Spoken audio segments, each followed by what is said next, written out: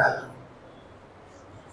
الحمد لله رب العالمين والصلاة والسلام على رسوله الأمين وعلى آله وصحبه أجمعين ومن تبعهم بإحسان إلى يوم الدين، أما بعد. أعوذ بالله من الشيطان الرجيم. بسم الله الرحمن الرحيم. تلك الرسل فضلنا بعضهم على بعض منهم من كلم الله ورفع بعضهم درجات وآتينا عيسى ابن مريم البينات وأيدناه بروح القدس. حاضرین گرامی، آج کی تراویح میں چوتھا پارہ مکمل ہوا ہے. ابھی جو آیتیں پڑھی گئی ہیں وہ تیسرے پارے کی ابتدا کی آیات کا کچھ حصہ ہے. تیسرے پارے میں اللہ رب العالمین نے سورہ بقرہ کا اختتام کیا ہے اور سورہ آل عمران کا آغاز ہوا ہے. بڑی سورتوں میں سے سورہ بقرہ کے بعد سورہ آل عمران ہے. تو سورہ بقرہ کا جو اختتامی حصہ ہے، اینڈنگ پہلو ہے، جو اس میں کچھ باتیں آپ کے سامنے بیان کی جائیں گی. آیت کریمہ جہاں سے تیسرے پارے کا آغاز ہوتا ہے، اس میں اللہ تعالیٰ نے نبیوں اور رسولوں کی فضیلت کا تذکرہ فرمایا. تلک الرسل فضلنا بعضهم علی بعض. ہم نے رسولوں کو بعض رسولوں کو بعض پر فوقیت دی. کیسے؟ منہم من کلم اللہ. ان میں سے بعض ایسے ہوئے ہیں جنہوں نے اللہ سے کلام کیا ہے. ورفع بعضهم درجات. اور ان میں کے بعض کے درجے کو ہم نے بلند کیا ہے. اور عیسیٰ بن مریم کو ہم نے عطا کیا ہے واضح نشانیاں. وَأَيَّدْنَاهُ بِرُوحِ الْقُدُسِ. اور حضرت جبریل علیہ السلام کے ذریعے ان کی تائید کی ہے. تو یہ فضیلت اللہ تعالیٰ نے بیان فرمائی ہے کہ بعض رسولوں کو بعض پر فوقیت اور مقام و مرتبہ دیا ہے. ہم میں سے جیسے ہر انسان کو اللہ تعالیٰ کچھ نہ کچھ خصوصیت عطا کرتا ہے اور کسی نہ کسی ناحیے سے بلندی عطا فرماتا ہے. کسی کو علم کے ذریعے، کسی کو ہنر کے ذریعے، کسی کو اچھی بات چیت کے ذریعے، اور اسی طرح سے کسی کو اچھا رائے مشورے دینے والا بناتا ہے. تو جیسے عام لوگوں کے اندر یہ چیز ہے، ویسے رسولوں کے اندر بھی اللہ تعالیٰ نے ایک دوسرے کو دوسرے پر فوقیت عطا فرمائی. لیکن تمام رسولوں میں سب سے افضل رسول ہمارے اور آپ کے پیارے رسول جناب محمد رسول اللہ صلی اللہ علیہ وسلم ہے. تمام رسولوں میں سب سے افضل. ایسا نہیں کہا جائے گا کہ آپ موسیٰ سے افضل ہے یا آپ عیسیٰ علیہ السلام سے افضل ہے. یعنی کسی رسول کے مقابلے میں کمپیئر نہیں کیا جائے گا آپ کو، بلکہ یہ کہا جائے گا عمومی طور پر کہ تمام رسولوں میں آپ سب سے افضل ہیں. آپ کو اللہ تعالیٰ نے امام الانبیاء بنایا ہے، اولاد آدم کا سردار بنایا ہے. آپ خاتم النبیین ہیں. آپ کے بعد کوئی دوسرا نبی آنے والا نہیں ہے. تو اللہ کے رسول صلی اللہ علیہ وسلم تمام رسولوں میں سب سے افضل. یہ آیت کریمہ جو پڑھی گئی ہے، اصل میں ایک مرتبہ بعض یہودی موسیٰ علیہ السلام کو نبی صلی اللہ علیہ وسلم سے زیادہ فضیلت والا مان رہے تھے. تو جو مسلمان تھے انہوں نے کہا کہ نہیں، ہمارے نبی موسیٰ سے زیادہ افضل. ہوتے ہوتے بات اللہ کے رسول صلی اللہ علیہ وسلم کے پاس پہنچ گئی تو اللہ رب العالمین نے آیت کریمہ نازل فرمائی اور آپ صلی اللہ علیہ وسلم نے سکھایا کہ ایسا نہ کہو کہ میں فلاں سے افضل ہوں، بلکہ اللہ تعالیٰ نے مجھے پوری امت میں سب سے افضل بنایا ہے. اگر آپ ایسا کہیں گے کہ میں فلاں سے افضل ہوں تو فلاں کی تنقیص لازم آئے گی، اس کے اندر کمی ہوگی، اس کی شان میں گستاخی لازم آئے گی. تو میں تمام میں سب سے افضل ہوں.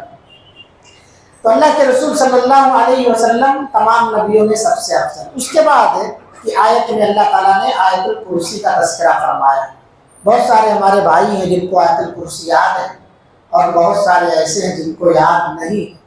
آیت الکرسی کی فضیلت اگر آپ سنیں گے تو آپ کا جی مچلے گا کہ کاش میں یاد کر لیا ہوگا۔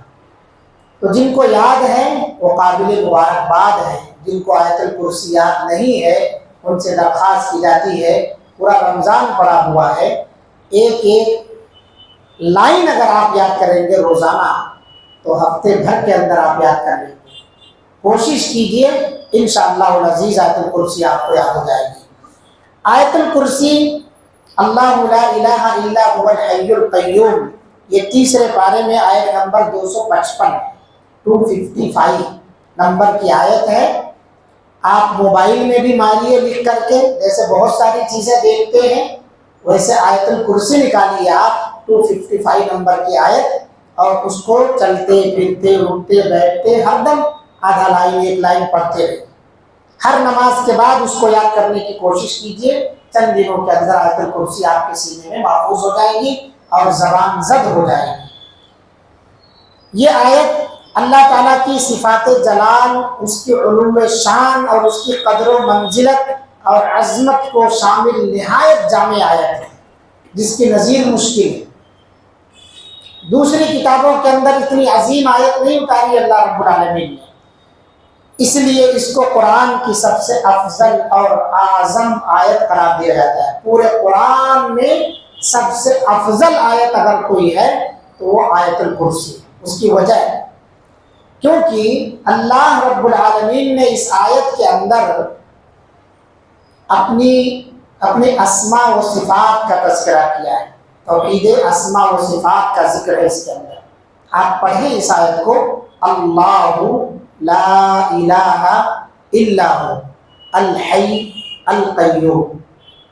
لفظ اللہ، یہ جو لفظ اللہ ہے یہ تمام اسماء و صفات کی ماں ہے، یہیں سے سارے اسماء اور صفات اللہ تعالیٰ کے نکلتے ہیں، لفظ اللہ سے، یعنی تمام اسماء و صفات کی جڑ ہے اللہ، اور اللہ الہ سے مشتق ہے جس کے معنی ہوتے معبود ہیں۔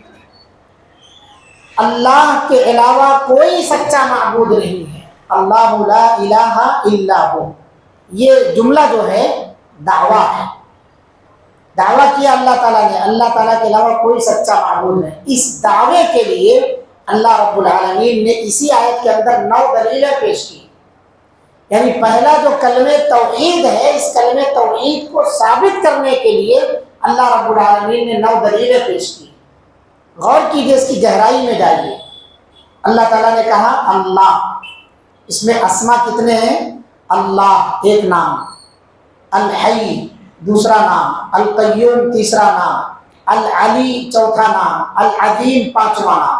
5 ناموں کا اللہ کے اس کے اندر تذکرہ ہے، اور اسی لیے حدیث میں آتا ہے کہ جو بندہ آیت الکرسی پڑھ کر کے دعا مانگتا ہے اللہ تعالیٰ اس کی دعا رد نہیں کرتا ہے۔ کوئی مصیبت پریشانی آپ کو آ جائے، آپ آیت الکرسی پڑھ کر کے دعا مانگے، اللہ تعالیٰ آپ کی دعا کو رد نہیں کرتا۔ 3 آیتیں قرآن مجید کے اندر ہیں جس کے اندر اسم اعظم ہے، لفظ اللہ ہے، ایک تو یہی ہے، دوسری آل عمران ہے، سورہ آل عمران کی دوسری آیت الف لام میم اللہ لا الہ الا هو الحی القیوم، اور تیسری آیت سورہ طٰہٰ کے اندر ہے وعنت الوجوہ للحی القیوم۔ یہ 3 آیتوں کے بارے میں حدیث میں آتا ہے کہ جو بندہ ان 3 آیتوں کو پڑھ کر کے دعا مانگے اللہ اس کی دعا کو رد نہیں کرتا ہے۔ تو ہمیں جب بھی دعا مانگنی ہے تو آیت الکرسی ہمیں پڑھ کر کے دعا مانگنی چاہیے، کیونکہ اس میں اللہ کی تعریف ہے۔ تو اللہ رب العالمین نے 5 اسماء اس کے اندر ذکر فرمائے، اور صفات کی تو بہچھاڑ لگائی ہے اس کے اندر۔ اللہ کی صفتیں لا تأخذہ سنۃ ولا نوم، اللہ رب العالمین کو اونگ نہیں آتی، اللہ رب العالمین کو اونگ نہیں آتی۔ کیوں نہیں اللہ رب العالمین کو اونگ آتی ہے؟ کیونکہ اللہ تعالیٰ کے کمال حیات پر یہ چیز دلالت کرتی ہے۔ آپ کامل نہیں ہیں، آپ کامل نہیں، اس لیے آپ کو نیند آتی ہے۔ اللہ تعالیٰ کامل ہے، اس کا مطلب یہ ہوا کہ جو سوتا ہے وہ اللہ نہیں ہو سکتا۔ اس کا مطلب جو لوگ قبروں میں دفن کیے گئے ہیں، مرنے سے پہلے وہ بھی دنیا میں سویا کرتے تھے، تو وہ اللہ ہو سکتے ہیں؟ نہیں ہو سکتے۔ تو یہاں جس کو نیند آئے، جس کو اونگ آئے، وہ رب نہیں ہو سکتا، وہ اللہ نہیں ہو سکتا۔ اللہ وہ ہو سکتا ہے جس کو نیند آتی ہو اور جس کو اونگ آتی ہو، اللہ نہیں۔ اللہ وہ ہے جسے نیند نہ آتی ہو۔ تو نفی کیا اللہ تعالیٰ نے اپنی ذات سے اونگ کا، نیند کا۔ اسی طرح سے اللہ کون ہے؟ جو تنہا زمین کا، آسمان کا بادشاہ ہے۔ لہو ما فی السماوات و ما فی الارض۔ کوئی ہے اس دنیا کے اندر جو اکیلے پوری دنیا کا بادشاہ ہو؟ کوئی نہیں ہے۔ کون ہے؟ صرف اور صرف اللہ کی ذات ہے۔ لہٰذا جو لوگ پیروں، مرشد، فقیروں کے پیچھے بھاگتے ہیں، اس کا مطلب وہ اندھی تقلید میں مبتلا ہے۔ اس کا مطلب انہوں نے اپنے باپ دادا کو ایسا کرتے دیکھا، بس اس کے پیچھے بھاگ رہے ہیں دلیل کے بغیر۔ دلیل ان کے پاس کچھ بھی نہیں ہے، آنکھ بند کیے سر پر دوڑے جا رہے ہیں۔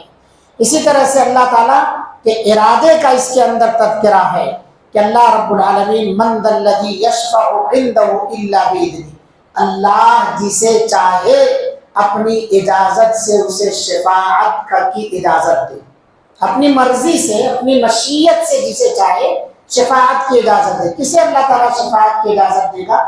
اللہ رب العالمین نبیوں کو اجازت دے گا، شہداء کو اجازت دے گا، صالحین کو اجازت دے گا۔ لیکن آپ کو یہ معلوم ہونا چاہیے کہ نبی سب کے سب توحید پرست ہیں، سب اہل حدیث ہیں۔ جتنے نبی آئے ہیں آدم علیہ السلام سے لے کر محمد صلی اللہ علیہ وسلم تک، کوئی نبی حنفی نہیں تھا، کوئی نبی مالکی نہیں تھا، کوئی شافعی نہیں تھا، کوئی حنبلی نہیں تھا۔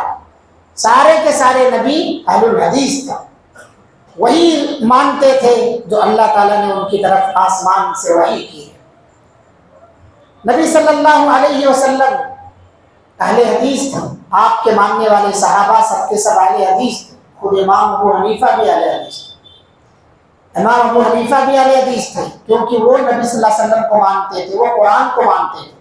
لیکن امام ابو حنیفہ کو ماننے والے اہل حدیث نہیں ہیں۔ کیوں؟ کیونکہ وہ امام ابو حنیفہ کو مانتے ہی نہیں ہیں، وہ ان کو مانتے ہیں۔ امام ابو حنیفہ رحمۃ اللہ علیہ کو تو نہیں مانتے، کیونکہ امام صاحب نے تو کہا ہے اذا صح الحدیث فهو مذہبی، جب کوئی صحیح حدیث آ جائے تو وہی میرا مسلک ہے۔ لیکن صحیح حدیث آتی ہے، بتایا جاتا ہے کہ اللہ کے رسول صلی اللہ علیہ وسلم کا اس مسئلے میں یہ طریقہ رہا ہے، تو آپ تو سیدھے کہہ دیتے ہم حنفی لوگ ہیں۔ امام صاحب تو کہہ رہے ہیں ابو حنیفہ رحمۃ اللہ علیہ کہ جب صحیح حدیث آ گئی تو وہی میرا مسلک ہے، تو آپ کہاں مان رہے ہیں اس بات کو؟ امام صاحب تو یہ دعویٰ کر رہے ہیں، یہ اعلان کر رہے ہیں، اور آپ کہہ رہے ہیں کہ نہیں میں حنفی ہوں۔ تو زبانی جمع خرچ سے کچھ نہیں ہوتا ہے، عمل کر کے دکھانا پڑتا ہے۔ اسی کو اللہ تعالیٰ نے اسی صورت کے اندر کہا ہے قُلْ إِن كُنتُمْ تُحِبُّونَ اللَّهَ فَاتَّبِعُونِي يُحْبِبْكُمُ اللَّهُ۔ اے نبی یہودیوں سے کہہ دو جو یہ کہتے ہیں کہ ہم اللہ کے چہیتے ہیں، ہم جنت میں جائیں گے، جنت کے ٹھیکیدار ہیں، ہم نحن ابناء اللہ وأحباؤہ، ہم اللہ کے بیٹے ہیں، ہم اللہ تعالیٰ کے چہیتے ہیں، ہم اگر جنت میں نہیں گئے تو پھر کون جائے گا؟ جو یہ دعویٰ کرتے ہیں ان سے کہو کہ اگر اللہ کا چہیتا بننا چاہتے ہو تو کہیے کہ میری پیروی کرو، فاتبعونی، نبی کو مانو، نبی کو مانے بغیر کوئی چاہتا نہیں۔ یحببکم اللہ، تم کہہ رہے ہو کہ اللہ کے ہم چہیتے، اللہ تم سے محبت کرنے لگے گا۔ تم یہ مت کہو کہ میں اللہ سے محبت، اللہ تم سے محبت کرے گا۔ من ذا الذی یشفع عنده الا باذنہ، اللہ رب العالمین اسی کو اجازت دے گا جس سے اللہ راضی ہوگا، شفاعت کی اجازت دے گا۔ تو شفاعت کرنے والے جتنے نبی ہیں سب توحید پرست، جتنے صالحین ہیں سب توحید پرست، جتنے شہداء ہیں سب توحید پرست، اور جس کے لیے شفاعت کی اجازت دی جائے گی وہ بھی توحید پرست ہونا چاہیے۔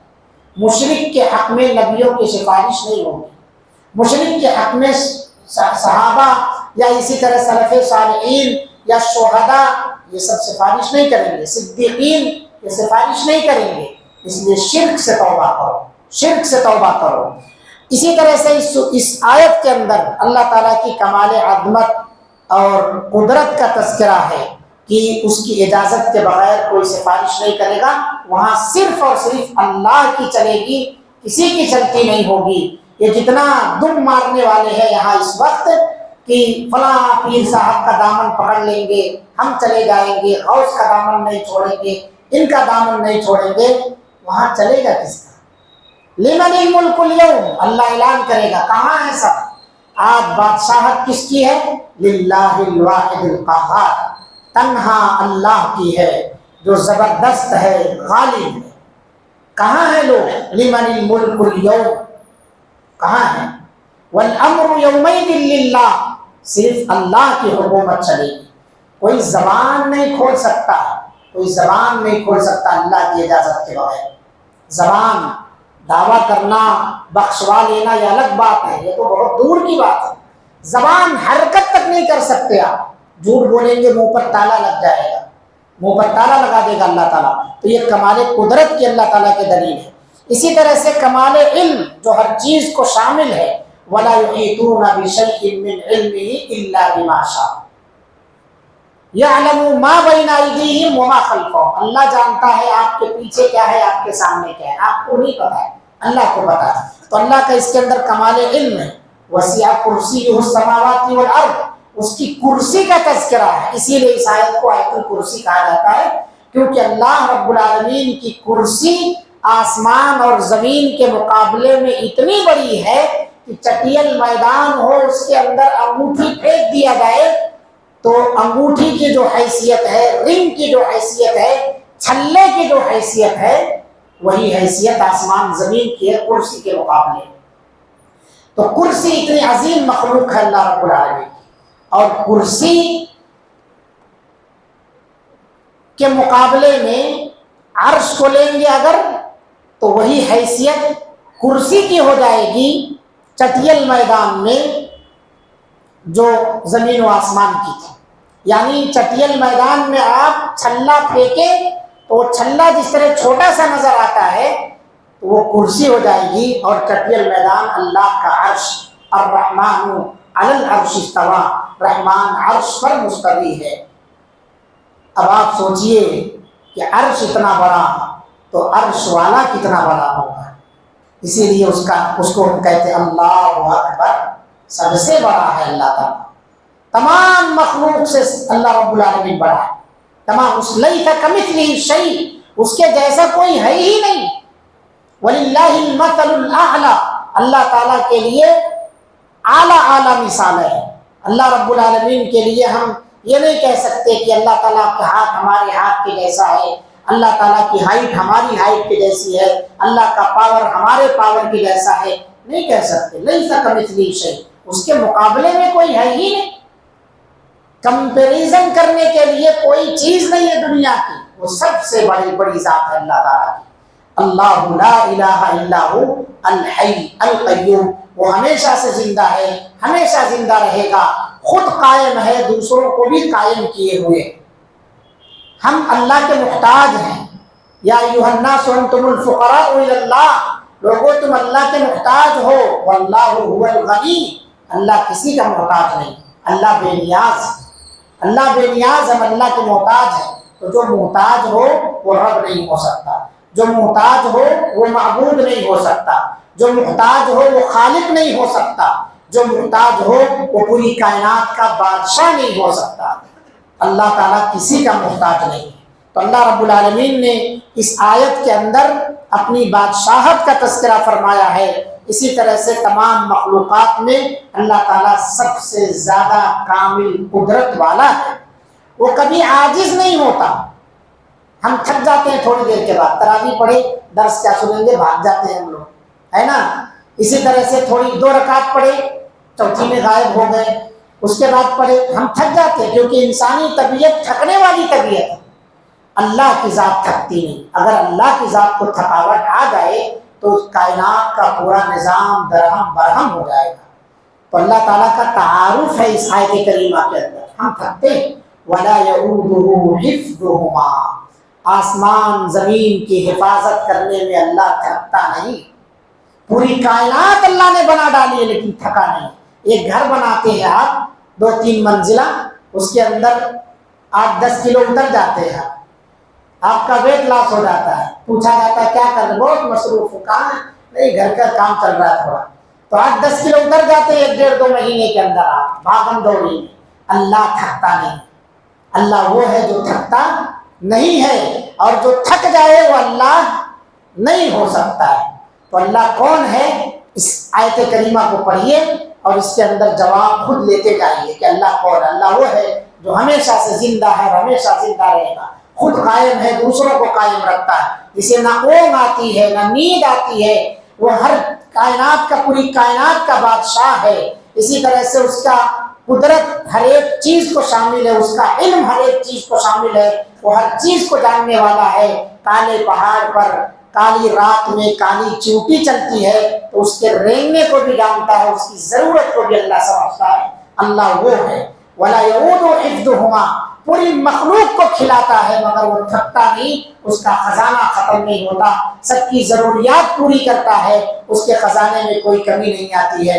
وَلَا يَعُودُهُ حِفْظُهُمَا وَهُوَ الْعَلِيُّ، وہ بلند ہے، وہ بلند ہے، العظیم، سب سے عظمت والا ہے، بڑی ذات ہے اللہ رب العالمین کی۔ تو اللہ تعالیٰ نے پہلی جملے میں دعویٰ کیا ہے اور اس کے بعد کے جملوں میں دلیل پیش کی ہے کہ اللہ کے علاوہ کوئی سچا معبود نہیں ہے۔ پتہ کیا چلا؟ ان سب صفات کے حامل دوسرے لوگ نہیں ہو سکتے، اور جب نہیں ہے تو وہ اللہ بھی نہیں ہو سکتے۔ پھر کیوں غیر کے آگے ہاتھ پھیلاتے ہو؟ پھر کیوں غیر کے آگے ہاتھ پھیلاتے ہو؟ بندے ہو اگر رب کے تو رب سے مانگو، منت سے، خوشامد سے، ادب سے مانگو، منت سے، خوشامد سے، ادب سے مانگو۔ کیوں غیر کے آگے ہاتھ پھیلاتے ہو؟ بندے ہو اگر رب کے تو رب سے مانگو۔ تو ہم رب کے بندے ہیں، رب سے مانگیں۔ کسی کے وسیلے کی ضرورت نہیں ہے، کسی کے سہارے کی ضرورت نہیں ہے، کسی کے صدقے طفیل کی ضرورت نہیں ہے۔ اللہ تعالیٰ کہتا ہے ادعونی استجب لکم، مجھے پکارو، میں تمہاری پکار کا جواب دینے کے لیے تیار ہوں۔ ماہ رمضان ہے، سال کے 12 مہینے اللہ تعالیٰ رات کے آخری حصے میں آخری آسمان پر آتا ہے اور کہتا ہے کون ہے مجھ سے دعا مانگنے والا، میں اس کی دعا کو قبول کروں۔ اللہ کہتا ہے کون ہے مجھ سے مانگنے والا، کون ہے مجھ سے روزی طلب کرنے والا، کون ہے مجھ سے بخشش طلب کرنے والا، میں اسے بخش دوں۔ آ کے 3 پکار پکارتا ہے اللہ تعالیٰ آخری آسمان پر ہر رات۔ تو آپ دوسرے دنوں میں نہیں اٹھ سکتے، کم سے کم رمضان میں سحری کرنے سے 10-15 منٹ پہلے اٹھ جائیے، 2 رکعت تحیۃ الوضو پڑھیے، اس کے بعد مصلی بچھا کے گڑ گڑائیے، اپنی ضرورت اللہ کے سامنے رکھیے۔ اللہ کو پہلے پہچانو، بغیر اللہ کے پہچانے ہوئے، اللہ کا مقام مرتبہ جانے ہوئے آپ کے دل میں اس کی عظمت بیٹھ نہیں سکتی۔ یہ آیت الکرسی آپ کے دل میں عظمت بٹھائے گی۔ اس آیت کے بارے میں حدیث کے اندر بڑی فضیلت وارد ہوئی۔ ایک تو یہی کہ قرآن مجید کی سب سے اعظم اور افضل آیت ہے، اور دوسرا یہ ہے کہ اس کے پڑھنے سے رات کو شیطان سے تحفظ حاصل ہوتا ہے۔ آپ پڑھ کر کے سوئیے رات میں، رات بھر اللہ تعالیٰ ایک فرشتہ آپ کے سرانے نگرانی کے لیے متعین کر دیتا ہے۔ کوئی چوکیدار رکھنے کی ضرورت نہیں ہے، گن مین کی ضرورت نہیں ہے، گن مین کی ضرورت نہیں ہے۔ اللہ رب العالمین اپنی جانب سے اپنا فرشتہ متعین کرتا ہے، کرایہ بھی دینا نہیں ہے، کچھ بھی نہیں کرنا، کیا کرنا، خالی زبان ملانا ہے۔ اسلام بہت آسان دین ہے، ان الدین یسر، بس عمل مشکل ہے اس پر، ہم عمل میں کوتاہ نظر آتے۔ موبائل لیے سو جاتے ہیں، ہاتھ گر جاتا ہے، آنکھ بند ہو جاتی ہے، لیکن آیت الکرسی ہم نہیں پڑھتے۔ شیطان کو اپنے سرہانے رکھ کر کے سلاتے ہیں، فرشتے کو اپنے سرہانے کھڑا کرنا ہم کو منظور نہیں ہے۔ آیت الکرسی پڑھیے، شیطان سے حفاظت ہوگی۔ اسی طرح سے آیت الکرسی جس سامان پر آپ پڑھ دیں، چور چوری نہیں کر کے لے کے جا سکتا ہے۔ حضرت ابو ہریرہ والا واقعہ بڑا مشہور ہے کہ ابو ہریرہ رضی اللہ عنہ کو اللہ کے رسول صلی اللہ علیہ وسلم نے غلے کی نگہبانی کے لیے، نگرانی کے لیے متعین کیا تھا، زکوٰۃ کے مال کی نگرانی کے لیے۔ تو ایک مرتبہ چور آیا اور ایک کنارے سے چوری کر کے لے کے بھاگنے کی کوشش کر رہا تھا۔ ابو ہریرہ رضی اللہ عنہ نے اسے پکڑ لیا تو وہ گڑ گڑانے لگا کہ میں غریب آدمی ہوں، بیوی بچے ہمارے پریشان ہیں، دے دو۔ مومن جلدی سے جھانسے میں آ جاتا، رحم کا جذبہ اس کے دل کے اندر جلدی غالب آتا ہے، فوراً وہ کہے کہ اچھا ٹھیک ہے، ترس کھا دے، لے کے جا۔ تو اللہ کے رسول صلی اللہ علیہ وسلم کے پاس آ کے صبح میں بتایا کہ ایسا ایسا مسئلہ پیش آیا ہے۔ آپ صلی اللہ علیہ وسلم نے کہا ابو ہریرہ کل پھر آئے گا۔ ابو ہریرہ رضی اللہ عنہ کہے ہاں کل پھر آئے گا، ایسا کیسا؟ نبی کی بات ہے، جھوٹی تو ہو نہیں سکتی ہے۔ یہ گزشتہ رات سے اس رات اور زیادہ چاقو چوبند ہو گئے، الرٹ ہو گئے۔ اس کے بعد کہا ٹھیک ہے بات اب بتاتا ہوں۔ دوسری رات کو نگرانی کر رہے تھے کہ دیکھا کہ کنارے سے وہ آ کے پھر نکال رہا ہے، تو ابو ہریرہ رضی اللہ عنہ دھیرے دھیرے جا کے اچانک اس کو جکڑ لیے، اور اس کے بعد کہا آج تو چھوڑوں گا نہیں تمہیں۔ پھر ایسے ہی گڑ گڑانے لگا، گڑ گڑاتے ان کو پھر ترس آیا اور کہا کہ اچھا ٹھیک ہے جا۔ چلا گیا اللہ کے رسول صلی اللہ علیہ وسلم کے پاس۔ حضرت ابو ہریرہ صبح میں پھر آ کے بولے کہ اللہ کے رسول صلی اللہ علیہ وسلم آپ نے جو کہا تھا سچ ہوا؟ کہا کیا کیا؟ کہا چھوڑ دیا اس کو میں نے۔ کہا کل پھر آئے گا۔ ابو ہریرہ رضی اللہ عنہ نے کہا کہ اب آئے گا تب بتاتا ہوں میں۔ کل سے زیادہ الرٹ ہو گئے ابو ہریرہ رضی اللہ عنہ۔ اس کے بعد پورے چاقو چوبندی کے ساتھ تعینات ہو گئے وہ، اور اس کے بعد جب دیکھا کہ وہ آیا ہے کہا آج تو چھوڑیں گے نہیں۔ اس کے بعد ابو ہریرہ رضی اللہ عنہ اس کو جکڑ لیے، کہا آپ تو نانی یاد دلائیں گے تمہیں، چھوڑ نہیں سکتے تم کو۔ ابو ہریرہ رضی اللہ عنہ اس کو گرفتار کیے، اور اس کے بعد پھر وہی ترس کھانے والی بات آ گئی۔ ابو ہریرہ رضی اللہ عنہ نے چھوڑ دیا۔ اللہ کے رسول صلی اللہ علیہ وسلم کے پاس آئے، اس نے بتایا، اس نے کہا دیکھو جب تم کچھ مال رکھو تو مال، میں تمہیں ایک چیز بتاتا ہوں مجھے چھوڑ دو۔ کہا ٹھیک ہے بتاؤ۔ تو بتایا آیت الکرسی کے بارے میں، اور اس کے بعد کہا اس کو پڑھ لو گے تو تمہارا سامان کوئی چوری نہیں کرے گا، اپنے پرس کی حفاظت کرو۔ بہت سارے گھر میں بھی ڈاکو ہیں آپ کے، بچے نکال لیتے پیسے، بیوی نکال لیتی پیسے، تو آیت الکرسی پڑھا کریے آپ لوگ، آیت الکرسی پڑھیے، پرس نہیں مارا جائے گا۔ موبائل میں آپ کے جو جی پے ہے اس سے بینک والے نکال لیتے، فراڈ لوگ نکال لیتے، چوری کر لیتے ہیں۔ آپ جب بھی پیسہ اس کے اندر رکھیں، کچھ بھی کریں، آیت الکرسی پڑھیے آپ، بسم اللہ پڑھ کر کے جی پے کو آپ کھولیے، انشاءاللہ شیطان سے اللہ تعالیٰ حفاظت کرے گا، شیطان نما انسان سے اللہ حفاظت فرمائے گا، کیونکہ اللہ کا وعدہ اور اللہ کی بات جھوٹی نہیں ہو سکتی۔ تو حضرت ابو ہریرہ رضی اللہ عنہ آیت الکرسی لے کے اللہ کے رسول صلی اللہ علیہ وسلم کے پاس پہنچے، اس کو چھوڑ دیا۔ آپ صلی اللہ علیہ وسلم نے کہا ابو ہریرہ دا کا شیطان، وہ شیطان تھا، لیکن جو بات بتا گیا وہ صحیح بات ہے۔ تو جو بھی سامان کی حفاظت چاہتے ہیں آپ، اس سامان پر آیت الکرسی پر پڑھیے۔ گھر سے باہر گاڑیاں پارک کرتے ہیں، بہت سارے لوگ پیٹرول چوری کرتے ہیں، بہت سارے لوگ گاڑیوں کو نقصان پہنچاتے ہیں، تو آپ آیت الکرسی پڑھ کر کے اس کے بعد جائیے۔ ایک غیر مسلم جب اپنی دکان بند کرتا ہے تو لیمو مرچی لٹکاتا ہے، اگر بتی سلگا کر کے اپنے حساب سے بندش کرتا ہے۔ آپ کو تو اتھینٹک چیز ملی ہے، آپ نہیں پڑھتے ہیں، آپ نہیں پڑھتے ہیں، رکھے سامان بولتے ہیں غائب ہو گیا۔ آیت الکرسی پڑھ کر کے رکھے، دیکھیں کون غائب کرتا ہے؟ کوئی نہیں غائب کر سکتا۔ یہ قیمتی خزانہ اللہ تعالیٰ نے ہمیں عطا کیا ہے، لہٰذا اس پر عمل کرنا چاہیے۔ تو سامان چوری کوئی نہیں کر سکتا۔ اسی طرح سے ہر فرض نماز کے بعد جو شخص اس کو پڑھے گا، اللہ رب العالمین، اللہ کے رسول صلی اللہ علیہ وسلم نے فرمایا اسے جنت میں جانے سے سوائے موت کے کوئی چیز نہیں روک سکتی۔ 5 وقت کی نماز کے بعد آیت الکرسی پڑھے بغیر اپنی جگہ سے مت اٹھیے۔ یہ ماہ رمضان ہے، فرض نماز کے بعد کے اذکار ضرور پڑھنے کی پابندی کیجیے۔ تو یہ ساری فضیلتیں ہیں آیت الکرسی کے بارے میں، سوتے وقت ہمیں اس کو پڑھنا چاہیے۔ اس کے اندر جو دعوت اور تبلیغ کا پہلو میں نے بتایا کہ یہ توحید سے عبارت ہے، اللہ کے اسماء و صفات کا تذکرہ ہے، اور ہم اپنے رب کو اللہ کے اسماء و صفات سے ہی پہچان سکتے ہیں۔ لہٰذا یہ آیت بڑی عظیم آیت ہے۔ میں نے شروع میں کہا ہے بہت سارے ہمارے بھائی ہیں جن کو آیت الکرسی یاد ہے، کچھ ایسے ہیں جن کو یاد نہیں۔ کتنے لوگ یہاں ہیں جن کو آیت الکرسی نہیں یاد ہے؟ ہاتھ اٹھائیے۔ شرم کی بات نہیں ہے اس میں، کوئی شرم کی بات نہیں۔ آپ کو نہیں یاد ہے، آپ کو بھی نہیں یاد ہے، 2 اور آپ کو بھی